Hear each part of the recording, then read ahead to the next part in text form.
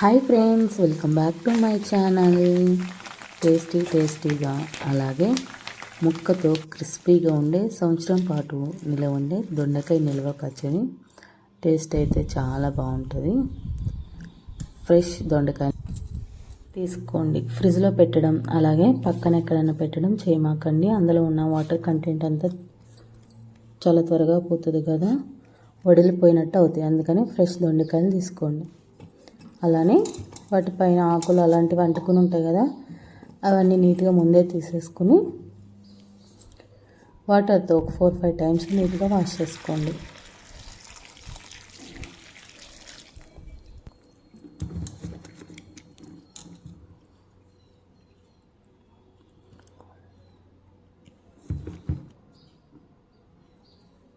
మధ్యలో ఏమన్నా పండిపోయిన దొండకాయలు వస్తే తీసి పక్కన పెట్టేయండి.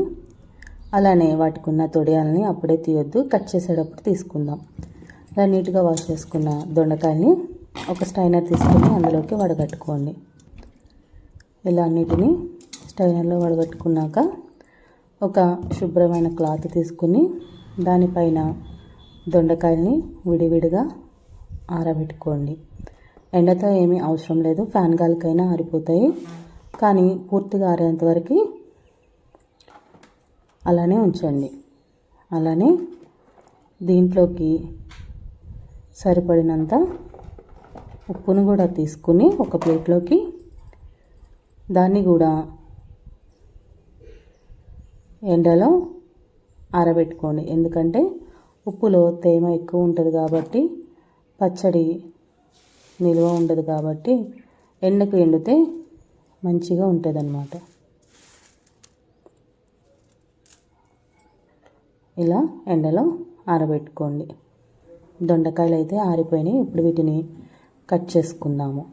ఇప్పుడు వాటికి చివర్లను కట్ చేసేసుకుని దొండకాయ ముక్కల్ని 4 ముక్కలుగా కట్ చేసుకోండి.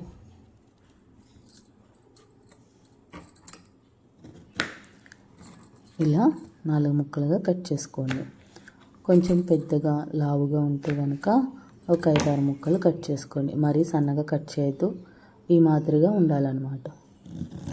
అన్నీ కూడా అలానే కట్ చేసుకోండి. 1 కేజీ దొండకాయలకి 1/2 కేజీ చింతపండు అంటే 250 గ్రామ్స్ చింతపండు, కారం వచ్చేసి 125 గ్రామ్స్ అంటే 1/2 కిలో సగం అన్నమాట. ఉప్పు వచ్చేసి 250 గ్రామ్స్, 1/2 కేజీ ఉప్పు కూడా. మెంతులు ఒక 150 గ్రాములు, అలాగే వెల్లుల్లిపాయలు 200 గ్రాములు. ఆయిల్ వచ్చేసి 400 గ్రామ్స్ టు 500 గ్రామ్స్ వరకు పడుతుంది, అంటే 1/2 లీటర్ వరకు. ఇప్పుడు ఇలా అన్నిటినీ కట్ చేసుకోండి.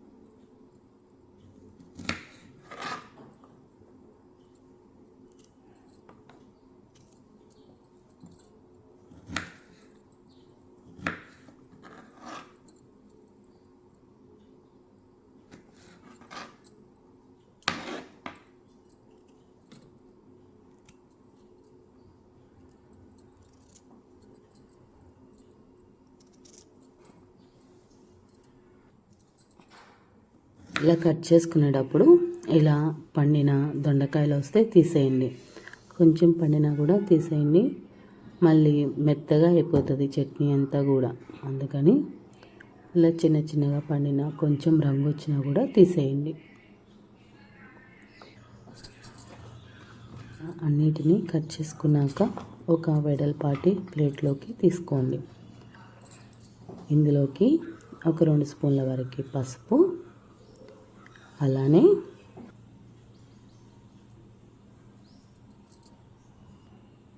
ఒక 4-5 స్పూన్ల వరకు నూనె. మనము ఆల్రెడీ తీసుకున్నాం కదా 1/2 కేజీ ఆయిల్, అందులో నుంచి ఒక 4 స్పూన్స్ ఇందులో యాడ్ చేయండి.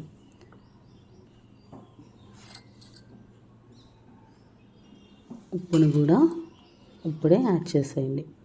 నేను ఇక్కడ గ్లాస్ కొలతతో తీసుకున్నాను.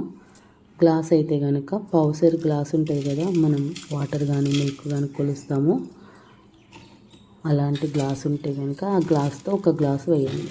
లేదా చెప్పా కదా గ్రామ్స్లో పావు కేజీ అలా 250 గ్రామ్స్ ఆ విధంగా అయినా వేసుకోవచ్చు. ఇప్పుడు అన్నిటినీ మంచిగా మిక్స్ చేసుకోండి. పిసకొద్దు దొండకాయని, ఓన్లీ జస్ట్ ముక్కలకి పట్టేటట్టు ఆ పసుపు నూనె అలాగే ఉప్పు కూడా కరిగేటట్టుగా మంచిగా కలుపుకోండి.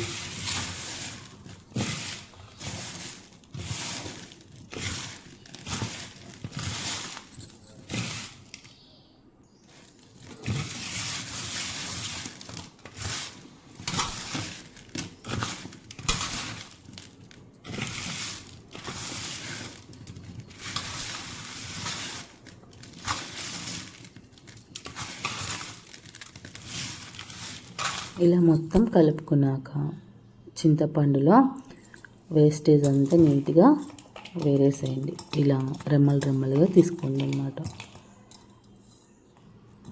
ఇప్పుడు ఈ చింతపండుని మనము ఆల్రెడీ కట్ చేసుకుని ఆయిల్, ఉప్పు, పసుపు పట్టించాం కదా దొండకాయలకి, ఇది ఒక గిన్నెలోకి కింద పెట్టుకుని దానిపైన దొండకాయ ముక్కల్ని ఇలా పేర్చుకోండి. ఎందుకంటే ఆ వాటర్ మొత్తం దిగి చింతపండు నానుతుంది అన్నమాట. సో ఇలా మొత్తం కూడా మంచిగా ఫిల్ చేసేసుకోండి. ఇలా ఒక 12 అవర్స్ లేదా 10 అవర్స్ పక్కన పెట్టేసుకోండి. ఎక్కువ టైం ఏమవుతుందో, ఎక్కువ టైం తీసుకుంటే దొండకాయ చాలా మెత్తగా అయిపోతుంది, టేస్ట్ అనేది మారిపోతుంది అనమాట.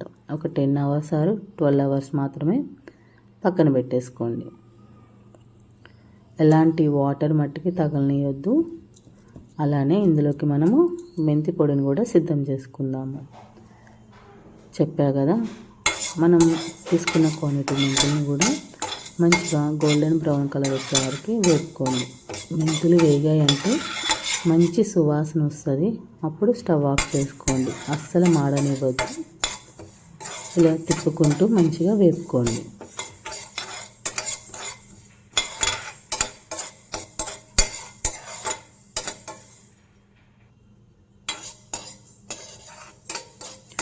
తర్వాత ఒక మిక్సీ జార్ తీసుకొని పూర్తిగా చల్లారినటువంటి మెంతుల్ని మిక్సీ జార్లోకి యాడ్ చేసి, ఎల్లుల్లిపాయల క్వాంటిటీ చెప్పా కదా, అందులో ఒక హాఫ్ వరకు ఇలా పొట్టు తీసుకుని ఇందులోకి యాడ్ చేసుకుని రెండింటిని ఇలా పౌడర్ చేసుకోండి.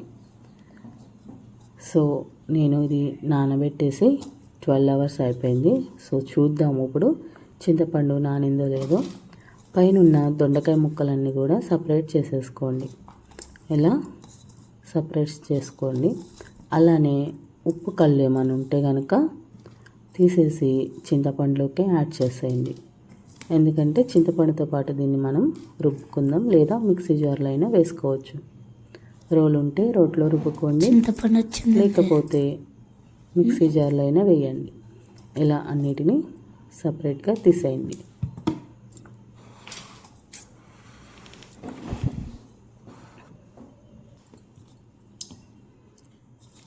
చూసారు కదా, చింతపండు అయితే చాలా మెత్తగా నానిపోయింది. అందుకని దొండకాయలు ఫ్రెష్గా ఉన్నప్పుడు కట్ చేసుకుంటేనే మంచిగా ఇలా చింతపండు కూడా నానిపోతుంది అన్నమాట. అందులో వాటర్ కంటెంట్ అంతా దిగి, ఉప్పు దొండకాయ కలిసినప్పుడు వాటర్ కంటెంట్ అంతా దిగి ఇలా చింతపండు పర్ఫెక్ట్గా నానుతుంది. ఇప్పుడు దీన్ని ఒక మిక్సీ జార్లోకి తీసుకుని పేస్ట్ లాగా చేసుకోండి.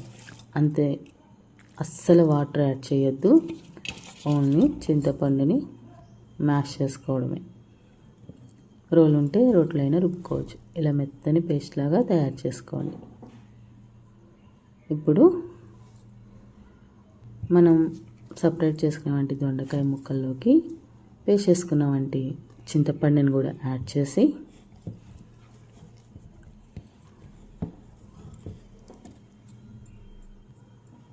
మనం తీసుకున్నవంటి కారం కూడా యాడ్ చేయండి. అలానే మిక్సీ పట్టుకున్నవంటి వెల్లుల్లి మెంతి పొడి ఉంది కదా, అది కూడా మొత్తం యాడ్ చేసేయండి. ఇలా మొత్తం యాడ్ చేసినాక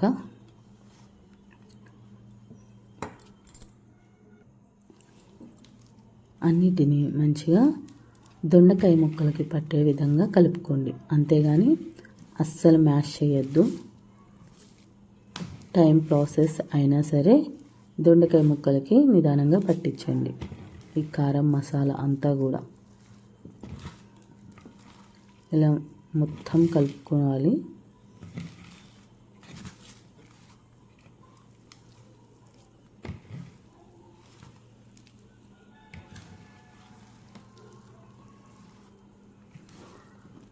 దొండకాయ ముక్క ఈ చట్నీలో సంవత్సరం ఉన్నా కూడా అస్సలు మెత్తపడదు. మీరు ఎప్పుడు తిన్నా కూడా ఆ టేస్ట్ని ఎంజాయ్ చేస్తారనమాట. క్రిస్పీనెస్ అలాగే పుల్ల పుల్లగా కారం కారంగా ఉప్పుగా చాలా టేస్టీగా ఉంటుంది.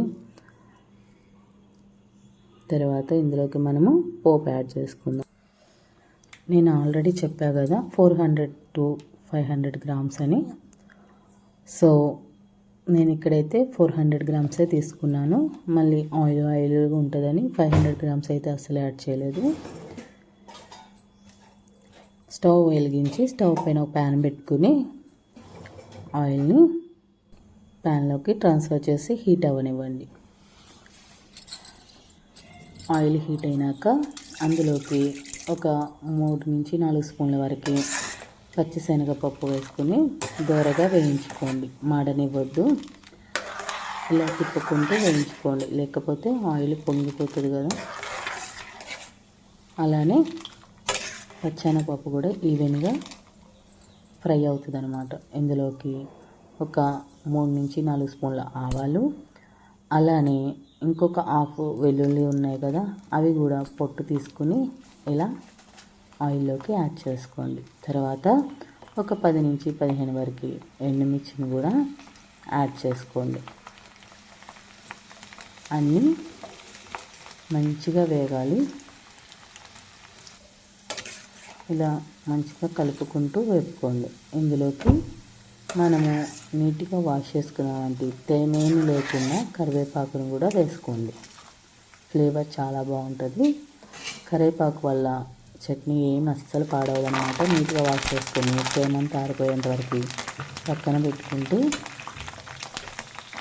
దానివల్ల ప్రాబ్లం ఏమి ఉండదు. ఇలా మొత్తం మంచిగా వేగినాక స్టవ్ ఆఫ్ చేసేసుకుని మనము రెడీ చేసి పెట్టుకున్న దొండకాయ చట్నీలోకి చల్లారినాక యాడ్ చేసుకోండి ఆయిల్. ఇలా యాడ్ చేసేసుకుని మంచిగా అన్నిటికీ ముక్కలకి మసాలాకి ఆయిల్ మంచిగా అబ్జర్వ్ చేసుకునేంత వరకు మరొకసారి ఇలా కలుపుకోండి. ఇది ఒక గాజు సీసాలోకి స్టోర్ చేసుకుంటే ఎంతో టేస్టీ అయిన దొండకాయ పచ్చడి రెడీ అనమాట. చూసారు కదా, చూస్తుంటేనే నోరూరిపోతుంది. చాలా టేస్టీగా ఉండేది. ఒకసారి అందరూ కూడా డెఫినెట్గా ట్రై చేయండి. మీ ఇంట్లో అందరూ కూడా ఇష్టపడతారు. చూసారు కదా ఎంత కలర్ఫుల్గా ఉందో. ఛానల్ ఎవరైనా ఫస్ట్ టైం చూస్తున్నట్టయితే ప్లీజ్ సబ్స్క్రైబ్ చేసుకోండి. అలాగే లైక్ చేయండి. మీ ఫ్రెండ్స్ అండ్ ఫ్యామిలీ మెంబర్స్కి షేర్ చేయండి.